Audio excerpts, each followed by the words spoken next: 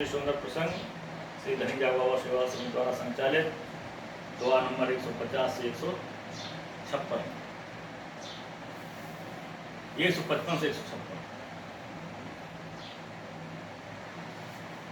श्री हमारे हनुमान जी कष्ट विनाशक हनुमान जी प्रधान श्रोता हैं। आप सभी भी श्रोता हैं। बड़ी सुंदर प्रसंग चल रहा है। आज इसकी बिंदु मिलने जा रही है प्रताप भान राजा को। राजा की मन बुद्धि वैसी हो गई है,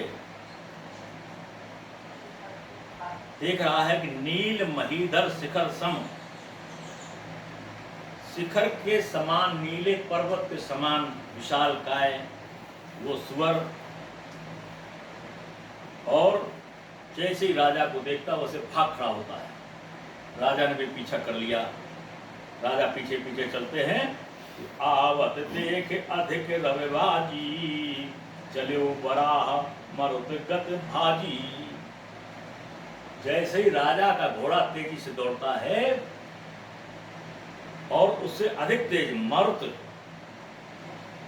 की गति के समान भागता है, मरुत मतलब हवा के समान, वो सुअर भागना प्रारंभ कर देता है।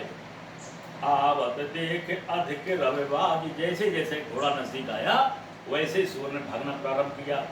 घोड़े से अधिक रफ्तार अपनी बढ़ा दी। चले हुए बराह मरुत गत भाजी, मरुत के समान, पवन के समान, वायु के समान, हवा के समान तेजी से दौड़ा है। तुरंत कीन नपो सरसंधाना, महिम मिल गयो बिलो तत्वान। कई बार राजा ने बाण चलाया है, लेकिन वो छिपके उछक के दब के पृथ्वी पर लेटकर उस बाण का संहार रोक बचा लिया।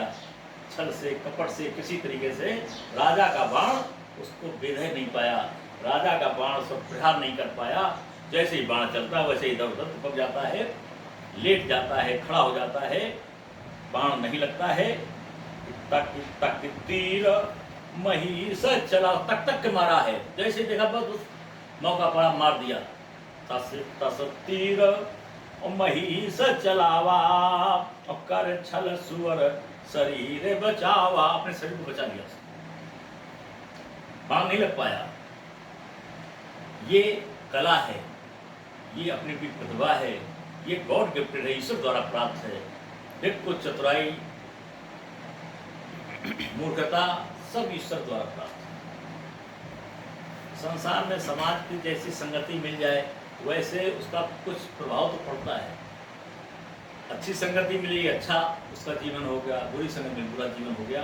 लेकिन ये सब होशियारी चालाकी ये सब ईश्वर द्वारा प्राप्त होती है। वही आश्वर अपने उस ईश्वर द्वारा प्राप्त चतुराई से अपने को बचा रहा है।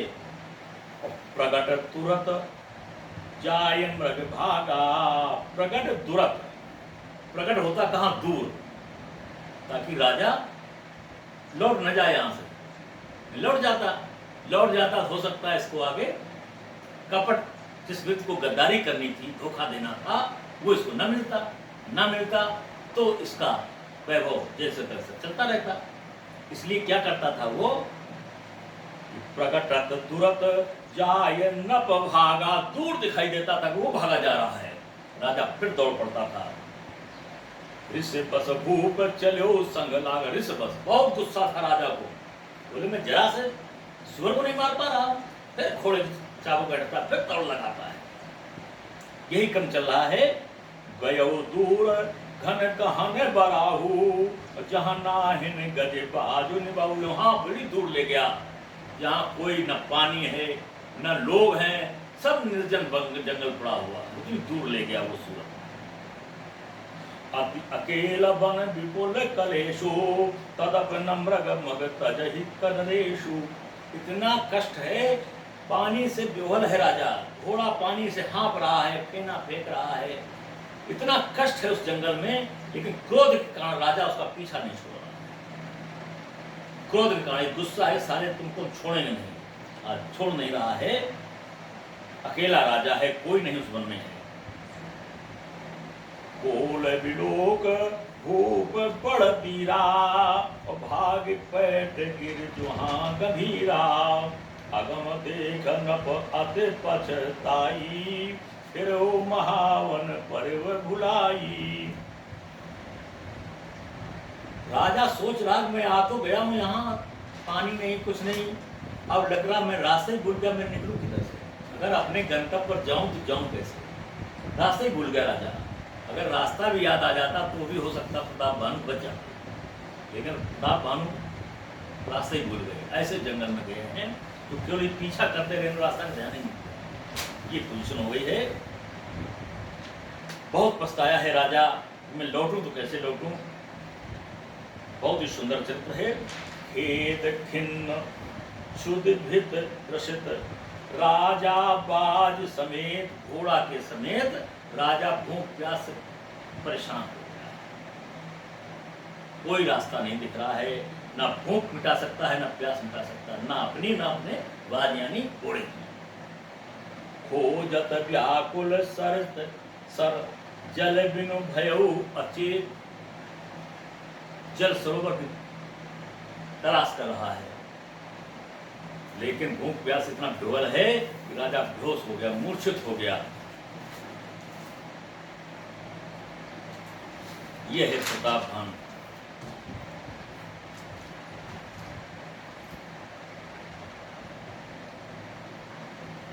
फिरत विपिन आश्रम एक देखा, घूम रहा है, अब वही कपटी मिल गया, घूम रहा चारों तरफ राजा, कहीं कुछ पानी मिल जाए, कुछ मिल जाए।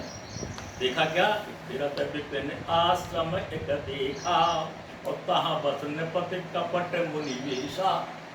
उस आश्रम में एक राजा था जो कपटी था, मुनि के वेश में बैठा हुआ था, वेश बदल दिया। कौन राजा था? सब इन्होंने राजाओं को पराजय दी, सभी जगह जीत प्राप्त की, एक राजा ने हार नहीं मानी। देखा जो राजा हार जाता था उसे दंड स्वीकार करना पड़ता था, ये क्या किया, घोड़े से कूद करके बीच से भाग गया। बोले मैं मर जाऊंगा लेकिन हार नहीं मानूंगा। हर तरीके के लोग है प्राणी, हर तरीके की सोच है प्राणियों की। ये राजा बोला कि मैं हार तो मानूंगा नहीं, मैं मर जाऊंगा, हार नहीं मानूंगा, दंड नहीं प्रताप भानु बनूंगा। और ये पीछे ही से सारा राज हार गया, हार नहीं मानी, बीच से कूद गया, घोड़े से भाग गया, वही आज जंगल में वेश बना लिया मुनि का और बैठ गया। कपटी राजा मुनि वेश में बैठा हुआ है, आज वही इसको मिल गया है। तहाँ पस नपत कपट मुनि वेशा, जासु देश नपलीन छड़ाई, और समर सेन तज गयो पराई। ये वही राजा है, जासु देश नपलीन छड़ाई। प्रताप भानु ने इसी का देश छीन लिया था, इस राजा का सारा राजपाट छीन लिया था, ये वही राजा है। समर सेन तज गयो पराई, समर में युद्ध क्षेत्र में सेना को छोड़ करके ये भाग आया था, ये वही राजा है कपटी। इसीलिए किसी से शत्रुता नहीं करनी चाहिए, कब कौन कहाँ बदला किस वेश में ले ले, इसलिए व्यक्ति को अच्छे लोगों की संगति करनी चाहिए, सनातन संस्कृति से रहना चाहिए, सदाचार अपनाना चाहिए, कभी भी गलत आचरण नहीं अपनाना चाहिए। ये इस राजा के चरित्र से सीख मिलती है। रिस उर मारे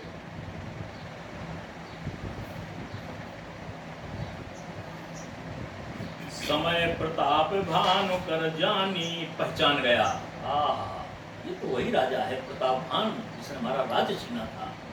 भर गया क्रोध, पहचान गया ये वही राजा है, लेकिन नीत से काम लिया, बोले राजा से हमारा लड़ पाना संभव नहीं है, प्रताप भानु राजा है, लेकिन पहचान गया। समय प्रताप भानु कर जानी, आपन असमय अनुमानी। सोचा लेकिन मैंने अगर परिचय दे दिया तो तब नहीं, मैं माना अब मानी पड़ेगी, कपट रखा इसने, लेकिन राजा को पहचान गया। गयो न ग्रह मन बहुत गलानी, मिलान राज इंद्र अभिमानी। कहा मैं तो घर नहीं गया था लौट करके, क्योंकि अपमान होता, समाज हमको देखता, कहता राजा हारा हुआ राजा है, हमारे मंत्री हम ही को हारा हुआ राजा कहते, हमारी सेना हम ही को हरा हुआ राजा कहती, इसलिए ग्लानि थी, वो घर लौट करके नहीं गया था। मिला न राजा ही नप अभिमानी, और इतना अभिमानपूर्ण राजा प्रतापभान को कभी नहीं मिला था। जितने राजा थे हार ही मान गए, तो उन्होंने दंड स्वीकार कर लिया, लेकिन इस प्रतापभान राजा को इस कपटी राजा जैसा कोई अभिमानी नहीं मिला था, आज मिल गया है। ऋष उर मार रंग जिम राजा, और विपिन बसहि तापस कय साजा। आज इसने तपस्वी वेश धारण कर लिया है।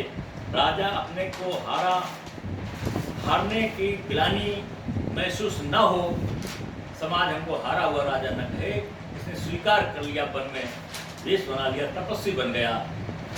तपस्वी बनना इसने स्वीकार किया है, लेकिन राजा हारा हुआ राजा होना स्वीकार नहीं किया है। जो समाज में सम्मानजनक लोग होते हैं वो अपने शब्दों का बहुत ध्यान रखते हैं। किसी को उन्होंने वचन दे दिया तो लाखों का नुकसान हो जाए, उनकी जबान खराब नहीं होनी चाहिए। तो जब जबान खराब होने लगती है, उस जगह व्यक्ति या कोई वो ऐसा कार्य कर देता है जो समाज के हित में नहीं होती है, तो उस समय मुंह दिखाने लायक नहीं होता है। उस समय व्यक्ति क्या करता है, या तो समाज छोड़ करके चला जाता है, या उस समाज से अपनी जीवन लीला समाप्त कर लेता है। ऐसे समाज के व्यक्ति की स्थिति होती है। तो इस राजा ने क्या किया, हार स्वीकार नहीं की, इसने समाज छोड़ दिया और जंगल में चला गया, मुनि बन गया।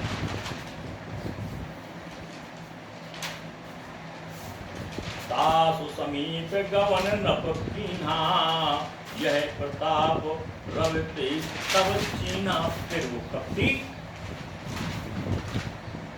राजा पास गया और देखा कि हाँ, और नजर से देखा, हाँ प्रतापभान ही है, दूसरा नहीं है। राव त्रसत नहीं सो पहचाना। राव राजा ये भूख प्यास से विकल था, त्रसत था, इसको केवल पानी दिख रहा था, भूख दिख रही थी, इसने उस कपटी राजा को नहीं पहचाना, नहीं ध्यान दिया मुनि ये मुनि है कि एक्चुअल में राजा है। प्रतापभान ने नहीं पहचाना। राव त्रसत नहीं सो पहचान लेता अगर वो अन्य जैसे किसी का मानसिक संतुलन किन्हीं कारणों से खराब हो जाए तो वो अपने सुचारू रूप से सही काम नहीं कर पाता है। आज राजा प्रतापभान को भूख प्यास से विवलता थी, जिस कारण वो अपने मन मस्तिष्क का सही प्रयोग नहीं कर पा रहे थे, और जिस कारण वो उस कपटी राजा को मुनि वेश में पहचान नहीं पाए। एक सुवेश महामुनि जाना, केवल उसको महामुनि समझा, राजा ने सर महामुनि समझा। उतर तुरगत कीन प्रणामा, घोड़े से उतर गया, तो हारे हुए राजा को प्रणाम किया मुनिवर समझ करके। और परम चतुर ना कहु निज नामा, और वो कपटी बड़ा चतुर था, उसने अपना नाम नहीं बताया कि मैं कौन, इतना कपटी चतुर था।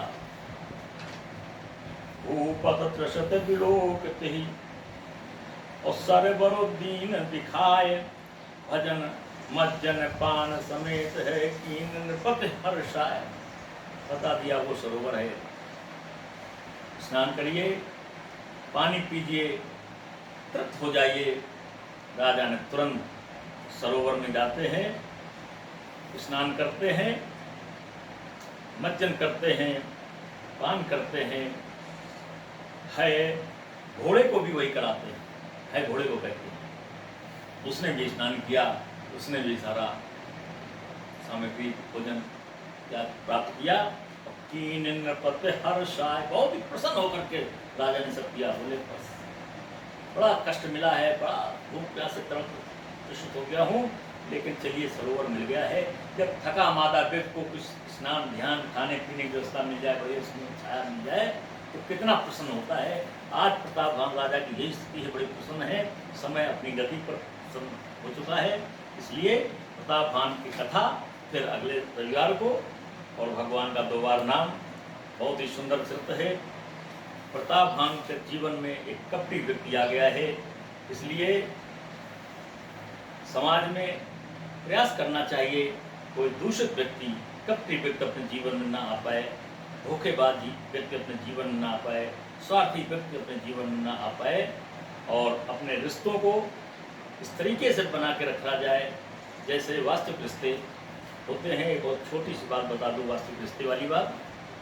जो वास्तविक रिश्ते होते हैं वो निश्चल रिश्ते होते हैं, उनका कोई पार नहीं पाता है और मजबूरी में वो कुछ भी रिश्ते रहें, कुछ भी मजबूरियां उन रिश्तों के आगे रहें, लेकिन व्यक्ति का जीवन उन रिश्तों के आधार पर होता है। भगवान कृष्ण जिस समय कंस को मार दिए, सारे ग्वाल बाल थे, सारे लोग आए हुए थे, कृष्ण को दोबारा जाना नहीं था। सारे लोग वापस कृष्ण को बोले चलिए, कृष्ण ने सबको समझाया चलिए मैं पीछे से आ रहा हूँ। बड़ी मुश्किल से ग्वाल बालों को सबको विदा किया है।